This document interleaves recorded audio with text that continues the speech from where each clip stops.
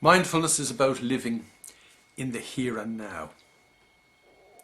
It is about paying attention in a very special way to the here and now. That special way is what ordinary people call focus, but ordinary people, when they use that word, never really understand what it actually means.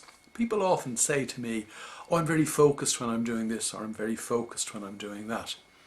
But focus is the ordinary common term for what psychology calls conscious awareness. But psychology tells us that when we actually look into what the brain is doing, the brain's centre of conscious awareness is never engaged in our ordinary adult lives. It may be engaged in extraordinary circumstances, but the key thing about mindfulness is that it should enable us live our ordinary lives in an exceptional or an extraordinary way. Meditation enables us to touch the extraordinary.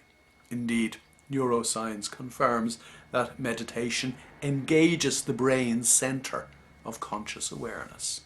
Indeed, again, neuroscience confirms that regular meditation restructures the brain's centre of conscious awareness to the extent that we can actually then use it in the cut and thrust of our ordinary everyday lives, thereby enabling us through the ordinary cut and thrust of our everyday lives, touch the extraordinary.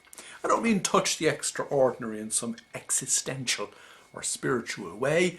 I mean that we actually hit flow, that we actually suddenly find ourselves immersed in doing what we need to do, and that we're getting a kick out of doing what we need to do, even if what we need to do, or perhaps in particular, if what we need to do happens to be needed to be done under pressure.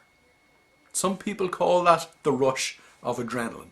Some people call the rush of adrenaline stress. One man's stress is another man's motivation. But the key point I'm making here is that mindfulness, purposeful mindfulness, is about living in the here and now. Meditation enables us to tool up our minds to do that. But what we then have to do is ensure that moment to moment, during the course of our ordinary everyday lives, we pay attention to what's going on. We pay attention to the extent that we know what we need to do, we know what we need to avoid doing, we do what we need to do to the very best of our ability, to the extent that it actually becomes effortless and we get a kick out of it. When we are in flow, what we do is effortless, regardless of how normally difficult we might perceive it to be, regardless of how unpalatable, for example, some of the things we need to do might normally be perceived to be. When we are in flow, we just do what we need to do because we are not thinking anymore about doing it.